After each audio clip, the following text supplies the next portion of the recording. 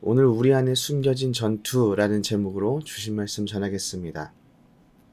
오늘 말씀을 보면 이스라엘 백성들이 미디안의 진영과 결전을 치르기 전의 모습이 묘사되어 있습니다. 기드온이 나팔을 불어서 이스라엘 백성을 소집하였을 때 무려 3만 2천의 이스라엘 백성들이 싸우기 위해서 나왔습니다. 이 숫자는 미디안 진영을 압도할 수 있는 숫자는 아니었지만 그래도 한 번 붙어볼 만한 숫자였다고 학자들이 말은 합니다. 3만 2천이나 되는 이스라엘 군사들이 하룻샘 곁에 진을 치고 이스라엘을 상대하는 미디안은 북쪽 모래산 앞 골짜기에 진을 쳤습니다. 혹시 서부 영화를 보신 적이 있습니까? 하늘에서는 매가 날아가고 뜨거운 태양 아래서 긴장하고 서 있는 두 사람이 있습니다. 이 두 사람은 약 20m 정도의 거리에 서서 서로를 노려보고 있습니다. 뒤로는 마른 가시덤불이 흙먼지를 내면서 지나가고 서로 노려보는 눈 옆으로 땀이 흐르고 있습니다. 곧 한 명은 죽고 다른 한 명은 살게 됩니다. 아마 이스라엘 백성들과 미디안 진영의 사이에 이런 긴장감이 흐르지 않았겠습니까? 그래도 이스라엘 백성들에게는 미디안이 모르는 아주 강력하고 결정적인 한 방이 있었습니다. 그것이 바로 여호와 하나님께서 함께하고 있다라는 것이지요. 여호와 하나님께서 이곳에 모인 이스라엘 모든 백성들에게 내가 미디안을 너희 손에 붙였느니라. 이제 일어나 무기를 들고 가라. 이 한마디면 끝나는 것 아니겠습니까? 기드온이 이스라엘 군사들을 소집해 놓고 하나님의 이 명령을 얼마나 기다리고 있겠습니까? 그런데 기드온의 생각과 아니 성경을 읽는 우리에게도 너무나도 의아한 그런 명령을 하나님께서 내리십니다. 오늘 말씀 2절에 하나님께서 기드온에게 이렇게 말씀하십니다. 너를 따르는 백성이 너무 많은즉 내가 그들의 손에 미디안 사람을 넘겨주지 아니하리니. 아니 이게 무슨 일입니까?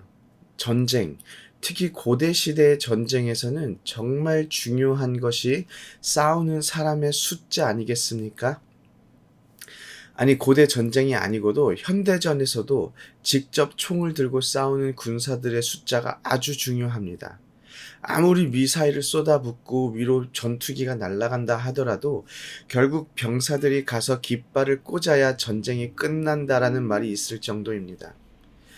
그런데 지금 하나님은 기드온에게 전쟁에서 가장 중요한 병사의 숫자를 줄이라고 말씀하고 계십니다.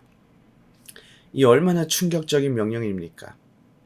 아, 이거 하나님 믿고 계속 가도 되는 걸까? 라는 생각마저 들 수 있는 정도 아닙니까? 그런데 곧 하나님께서 백성들을 돌려보내야 하는 이유를 알려주십니다. 2절 후반절인데요. 이는 이스라엘이 나를 거스러 스스로 자랑하기를 내 손이 나를 구원하였다 할까 함이니라 입니다. 하나님께서 이스라엘 백성들에게 미디안을 넘겨준다면 이들이 그 승리의 이유를 하나님이 아니라 다른 곳에서 찾게 될 것이라는 것입니다. 인간적인 상식에서 절대로 불가능하다고 생각되는 승리가 일어나야 이스라엘 백성들이 아, 이건 내가 할 수 있었던 것이 아니구나. 하나님이 하시는 것이구나 라고 믿게 되는 것입니다. 그래서 하나님께서는 두려워 떠는 자들을 돌려보내라고 하십니다. 3만 2천 명의 사람들 중에서 무려 2만 2천 명이 돌아가 버렸습니다. 10,000명만 남았습니다. 한 명이라도 더 있어야 하는 그곳에 반이 넘는 수가 돌아가 버렸습니다. 사람의 생각으로는 이건 틀린 것 같지만 이게 맞습니다. 왜냐하면 신명기 20장 8절을 보아도 적과 싸우기 전에 모세가 이스라엘 백성들에게 명령을 내리는데 두려워서 마음이 허약한 자가 있으면 집으로 돌려보내라고 합니다. 하나님께서 하시는 일인데 믿지 못하고 두려워서 떠는 자들은 차라리 집으로 보내는 것이지요. 이스라엘 백성들에게는 10,000명이 남았습니다. 이제 싸우기 전에 대충 눈으로만 봐도 정말 어려운 싸움입니다.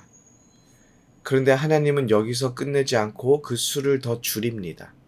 물을 마시는 것에 물을 손으로 움켜 입에 대고 핥는 자, 그리고 무릎 꿇는 자로 나누고 무릎을 꿇고 마시는 자들은 다 집으로 돌려보냅니다.